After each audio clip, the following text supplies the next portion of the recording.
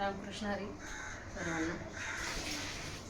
आज दिनांक 11 जून, आज वार गुरुवार. पण मी कालच्या माऊलीच्या सेवेतच म्हणजे काल गुरुवार होता, पण लक्षात नाही आलं. ते नंतर बघितलं माझं रेकॉर्डिंग परत, त्यावेळेस मला कळलं. ठीक आहे, आज गुरुवार आहे. आज आपण माऊलींच्या सेवेला प्रारंभ करूया. तत्पूर्वी माऊलींच्या समाधीचं स्मरण करूया.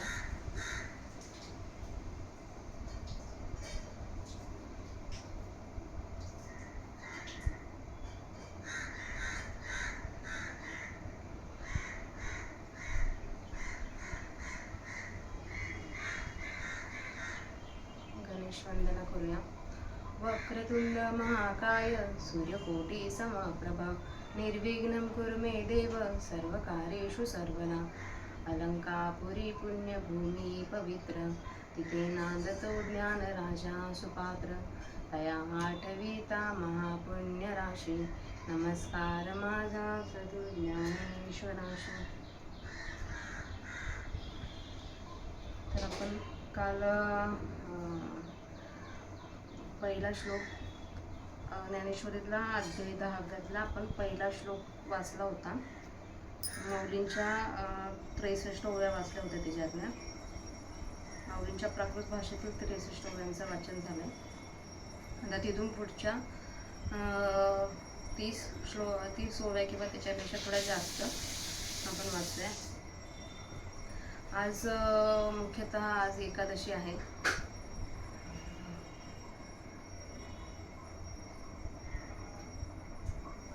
कोणती आहे ते माहीत नाही, पण आज एकादशी आहे. तर या एकादशी निमित्त मी माऊलींना पांडुरंग परमात्म्याच्या चरणी प्रार्थना करते की सर्वांना सुख समृद्धी ऐश्वर्य लाभो. तर माऊलींच्या सेवेत सुरुवात करूया. न मे विदुः सुरगणाः प्रभवं न महर्षयः अहमादिहिरिदेवानां महर्षीणां च सर्वशाः. एथ वेदमुख झाले मन भवन पावळले राधिविन मावळले रविशशी. उंदरीचा गर्भो जैसा नेने मायेची वैसा देवांसी मी तैसा चोजवेना. आणि जलचरा उद्धतीचे मान मशकानु लांडाचे गगन तैसे महर्षीचे ज्ञान नेनी माते. मी कवन केतुला कवनाचा कै झाला निवृत्ती या करिता बोला युगे गेली. महर्षी आणि या देवा येरा भूत जाता सर्वा. मी आधी म्हणून पांडवा जाणता अवघड. उतरले उदक पर्वत वळगे का वाढते झाड मुळी लागे. तरी मी या झालेनी जगे जाणीजे मी.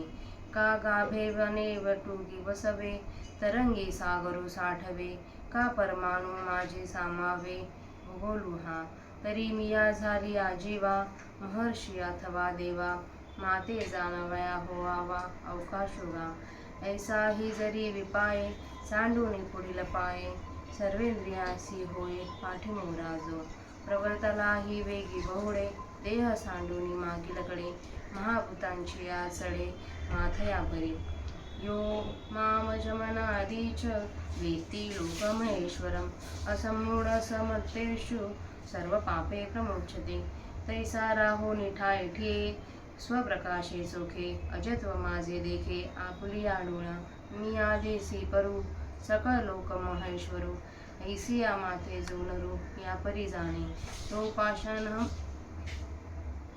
तो पाषाणा माझी परिसू रसा माझी सिद्धरसू. तैसा मनुष्याकृती अंशू तो माझाची जाण. तो चालते ज्ञानाचे बिंब तयाचे अवयव ते सुखाचे कुंभ. परी माणूसपणाची भाव लोकाची भागू. अघा अवचिता का पुरा माझी सापडला हिरा. वरी पडली अनिरा न निघी कैवी. तैसा मनुष्य लोक आणतो तो जरी झाला प्राकृतू. तरी प्रकृती दोषाची मातू नेनजी तेथ. ते आपसईचे सांडिजे पापी जैसा जळत चंदन सर्पी तैसा माते जाणे तो संकल्पी वर्जुनी घालिजे तेची माते कैसे जाणिजे ऐसे कल्प जरी चित्त तुझे तरी मी ऐसा हे माझे भाव ऐक जे वेगळली या भूती सारखे होऊनी प्रकृती विखुरले आहे ते त्रिजगती आगविये बुद्धी ज्ञान समूह क्षमा सत्यम दमः क्षमा सुख दुःखम भवो भावो भयं च भयमेव च अहिंसा समता तुष्टिस्तपो दानं यशो यशाः भवन्ति भावा भूतानां मत्तयव पृथ्वीवधा ते प्रथम जान बुद्धी मग ज्ञान जे निरवधी असमोह सहन सिद्धी क्षमा सत्य मग शमदमदोनी सुख दुःख वर्तत जनी अर्जुना भावा भावमनी भावाची माझी आता भय आणि निर्भयता अहिंसा आणि समता हे मम रूपुची पांडुसुता ओळखतु दान यशा प्रकीर्ती हे जे भाव सर्वत्र वसती हे मजची पासून होती भूतांच्या ठाई जैसी भूते आहाती सिनानी तैसेची वेगळाले मानी एक उपजता माझे एक उपजती माझ्या ज्ञानी एक नेनती माते अगा प्रकाशा आणि कडवसे सूर्याची स्तव जैसे प्रकाश उदयी दिसे तम असतुसी आणि माझे जे जाणणे नेणे ते तव भूतांची या दैवांचे करणे म्हणून भूती भावाचे होणे विषम पडे या परी माझ्या भावी हे जीवसृष्टी आहे आगवी गुंतली असे जाणावे पंडुगमरा आता ये सृष्टीचे पालक तया आधीन वर्तती लोक ते 11 भावा आणि सांगेन तुझ महर्षया सप्तपूर्वे चत्वारो मनवस्तता मद्भावा मानसा जाता येषां लोका इमाः प्रजाः तरी आघवांचे गुणी वृद्ध जे महर्षी माझे प्रबुद्ध कश्यपादी प्रसिद्ध सप्तऋषी आणि कही सांगजीतल जे 14 आतील स्वयंभू मुख्य मुदल चारी म्हणून ऐसे हे 11 माझ्या मनी झाले धनुर्धरा सृष्टीचे या व्यापारा लागूनिया जे लोकांची ये व्यवस्था न पडे या त्रिभुवनाचे काही न मांडे ते महाभूतांचे दळवाडे अचुंबित असे तेची जे झाले इह लोकपाळ केले अध्यक्ष रचुनी ठेविले इही जन म्हणून 11 हे राजा मग एर लोक यांची या प्रजा ऐसा हा विस्तारू माझा ओळखतू पाहे पा आरंभी बीज ऐकले मग तेची विराळुली या गुढ झाले गुढी कोंब निघाले खांदियांचे खांदियापासून अनेका पसरली या शाखोपशाखा शाखांस्तव देखा पल्लव पाणी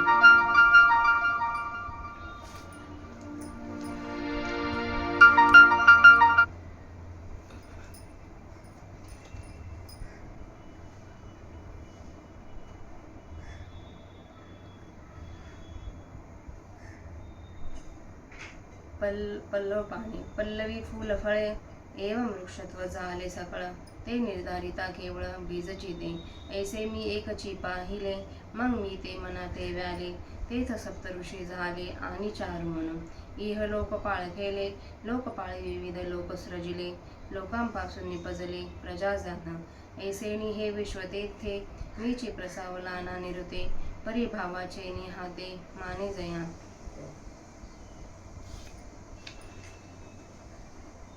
तर आपल्या आज 103 ओव्यांपर्यंत आपण माऊलींच्या प्राकृत भाषेतील 103 ओव्यांचं वाचन केलंय. आता त्याचा मी मराठीत अर्थ वाचते.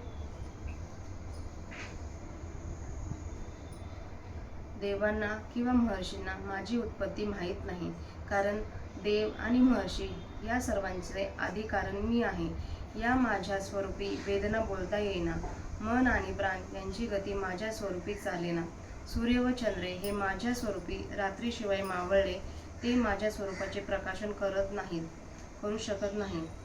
पोटाला असलेला गर्भ ज्याप्रमाणे आपल्या आईचे वय जाणत नाही, त्याप्रमाणे देवांना माझे ज्ञान होत नाही, असे श्रीकृष्ण अर्जुनाला सांगतात. आणि ज्याप्रमाणे पाण्यात राहणाऱ्या प्राण्यांना समुद्राचे माप कळत नाही किंवा चिलटास आकाश ओलांडता येत नाही, त्याप्रमाणे मोठ्याल्या ऋषींचे ज्ञान मला जाणू शकत नाही. मी कोण आहे, केवढा आहे कोणापासून व केव्हा उत्पन्न झालो या गोष्टींचा निर्णय करण्यात किती एक युगे निघून गेली. मोठाले ऋषी आणि हे देव यांनी आणि दुसरे जेवढे म्हणून प्राणी आहेत त्या सर्वांना मीच कारण आहे. म्हणून अर्जुना, मला जाणणे त्यांना कठीण आहे. पर्वतावरून खाली आलेले पाणी जर पुन्हा पर्वतावर चढेल अथवा वाढणारे झाड शेंड्याकडून मुळाकडे येईल तर माझ्यापासून झालेल्या जगाकडून मी जाणला जाईन. अथवा वडाच्या सूक्ष्म अंकुरात जर वडाचे विस्तीर्ण झाड सापडले जाईल, अथवा लाटेमध्ये जर समुद्र साठवला जाईल, अथवा ही पृथ्वी जर परमाणूत सापडली जाईल, असे होईल तर अर्जुना, माझ्यापासून उत्पन्न झालेल्या प्राण्यांना, महर्षींना अथवा देवांना माझी ओळख होण्याचा लाभ आहे. असा जरी मी जाणण्याला कठीण आहे तरी कदाचित जो कोणी बाह्य वृत्ती टाकून देहादी अनात्म तत्वांकडे जाणारी वृत्ती काढून सर्व इंद्रियाकडे पाठमोरा होतो, वृत्ती अंतर्मुख करतो, देहादी अनात्म तत्वांकडे जरी त्याची प्रवृत्ती झाली तरी तेथून वेगाने माघारी फिरतो. तू स्थूल, सूक्ष्म व कारण हे देह मागे टाकून विचाराने यांचा निराश करून पंचमहाभूतांच्या माथ्यावर जो चढतो, पंचमहाभूतांचा निराश करतो, जो मला जन्मरहित, अनादी आणि लोकमहेश्वर असे जाणतो, तो मानवामध्ये ज्ञानी आहे व तो सर्व पापांपासून मुक्त होतो. याप्रमाणे चांगल्या रीतीने त्या ठिकाणी स्थिर राहून शुद्ध आत्मप्रकाशाच्या योगाने आपल्या डोळ्याने प्रत्यक्ष माझे जन्मरहित जो जाणतो, मी आरंभाच्या पलीकडील अनादी आहे व सर्व लोकांचा मुख्य ईश्वर आहे, असा मला जो पुरुष याप्रमाणे जाणतो, तो पुरुष पाषाणामध्ये परीस जसा श्रेष्ठ किंवा सर्व रसात अमृत जसे श्रेष्ठ, त्याप्रमाणे तो मनुष्याच्या आकाराने असलेला माझा श्रेष्ठ अंश आहे असे समज. तो ज्ञानाची चालती मूर्ती आहे. त्याचे अवयव ते सुखाला फुटलेले अंकुर आहेत, परंतु त्याच्या ठिकाणी दिसणारा माणूसपणा हा लोकांच्या दृष्टीला होणारा भ्रम आहे. अर्जुना, हिरा जर अकस्मात कापरात सापडला व त्यावर जर पाणी पडले तर त्या पाण्याकडून तो विरघळल्याशिवाय भिन्न असा बाहेर निळा कसा पडणार नाही, तर पडेल, तो कापरासारखा पाण्यात विरघळणार नाही. त्याप्रमाणे मनुष्य प्राण्यात जरी तो शरीरधारी दिसला तरी पण त्याच्या ठिकाणी जन्म मृत्यू आदी करून प्रकृती दोषांची गोष्टही माहीत नसते. त्या पुरुषाला आपोआपच पापे टाकून जातात. ज्याप्रमाणे आग लागलेल्या चंदनाच्या झाडाला वेढा घालून असलेले साप सोडून जातात, त्याप्रमाणे मला जो ओळखतो तो संकल्प करून टाकला जातो. तेच मला कसे जाणावे असे जर काही तुझे मन इच्छा करेल तर मी असा आहे व हे माझ्यापासून झालेले निरनिराळे पदार्थ आहेत असे तर ते ऐक. ते माझा विकार भिन्न भिन्न प्राण्यांमध्ये त्यांच्या त्यांच्या प्रकृतीसारखे बनून संपूर्ण त्रैलोक्यात पसरले आहेत. बुद्धी, ज्ञान, असमोह, क्षमा, सत्य, दम, शम, सुख, दुःख, होणे न होणे, अभय व अभय, भय व अभय, अहिंसा, समता, तुष्टी, तप, दान, यश, अपकीर्ती इत्यादी भूतांचे निरनिराळ्या प्रकारचे भाव माझ्यापासूनच उत्पन्न होतात. त्यापैकी पहिली बुद्धी आहे असे समज. नंतर अगाध ज्ञान, असमोह, सहज उपस्थित झालेले ज्ञेय गोष्टीकडून विवेकपूर्वक प्रवृत्ती, सहन करण्याचा स्वभाव म्हणजे क्षमा आणि सत्य ही समज. मग श्रम, मनोनिग्रह आणि दम, इंद्रिय निग्रह हे दोन, आणि लोकात असलेले सुख व दुःख, आणि अर्जुना, होणे आणि नसणे या सर्वांची माझ्या विकारात गणना कर. आता अर्जुना, भय आणि निर्भयपणा, अहिंसा आणि समबुद्धी, अर्जुना, ही माझीच रूपे आहेत हे तू जाण. दान, यश आणि दुष्कीर्ती हे जे विकार सर्व ठिकाणी राहतात ते माझ्यापासून प्राण्यांच्या ठिकाणी उत्पन्न होतात. जशी भूते वेगवेगळी आहेत तसेच हे भाव वेगवेगळे आहेत असे समज. त्यापैकी कित्येक भाव माझ्या ज्ञानात उत्पन्न होतात आणि कित्येक भाव मला जाणत नाही, माझ्या अज्ञानात उत्पन्न होतात. अरे अर्जुना, प्रकाश आणि अंधार हे परस्पर विरुद्ध स्वभावाचे असूनही ते ज्याप्रमाणे एका सूर्यापासूनच होतात. सूर्याच्या उदयात प्रकाश दिसतो आणि सूर्याच्या अस्ताबरोबर अंधार होतो. आणि माझे जे ज्ञान होणे अथवा माझे जे अज्ञान असणे हे प्राण्याच्या दैवाचे कर्तव्य आहे. म्हणून त्याप्रमाणे प्राणिमात्राच्या ठिकाणी कमी जास्त प्रमाणात ह्या विकारास व्हावे लागते. ह्याप्रमाणे माझ्या विकारात ही संपूर्ण जीवनसृष्टी सापडली आहे असे अर्जुना समज. आता ह्या सृष्टीचे पालन करणारे आणि ज्यांच्या ताब्यात सर्व लोक वागतात ते आणखी 11 भाव तुला सांगेन. प्राचीन, कश्यपादी, 7 महर्षी तसेच 4 स्वयंभूआदी मनु हे भाव माझ्या मनापासून उत्पन्न झाले आहेत. ही सर्व प्रजा यांची सृष्टी आहे. तरी अर्जुना, सर्व गुणांनी श्रेष्ठ मोठमोठ्या ऋषींमध्ये प्रसिद्ध असलेले ज्ञाते जे कश्यपादी 7 ऋषी, 14 म्हणूनपैकी स्वयंभू आदी करून मुख्य मूळ जे 4 म्हणून तेही आणखी सांगितले जातील. अगं अर्जुना, सृष्टीची घडामोड चालावी म्हणून वर सांगितल्याप्रमाणे हे 11 जण माझ्या मनापासून उत्पन्न झाले.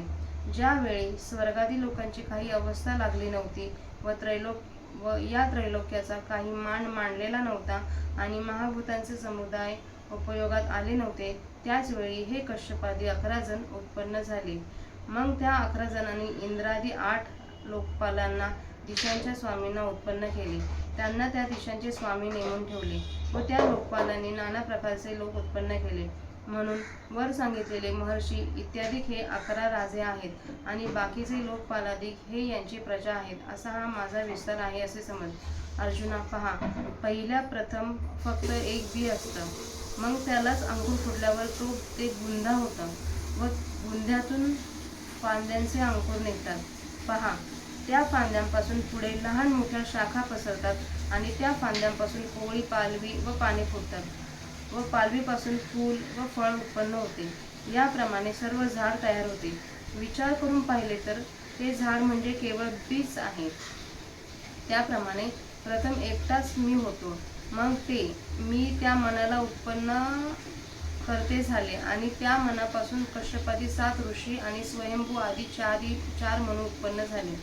त्यांनी इंद्र, अग्नी, यम, वरुण, निरुती, वायू, कुबेर व ईशान असे हे लोकपाल उत्पन्न केले. त्या लोकपालांनी अनेक प्रकारच्या स्वर्गादी लोकांची रचना केली व त्या लोकांपासून ही सर्व प्रजा उत्पन्न झाली. याप्रमाणे हे दिसत असलेले विश्व खरोखर माझ्यापासूनच निर्माण झाले नाही का? परंतु हा सर्व माझाच विस्तार आहे अशा दृष्टीने जो पाहिल ते त्याला पटेल. अशा रीतीने आपल्या माऊलींच्या 103 ओव्यांचा मराठीत अर्थ वाचून झालाय. आजची झालेली सेवा माऊलींच्या समाधीवर अर्पण करूया.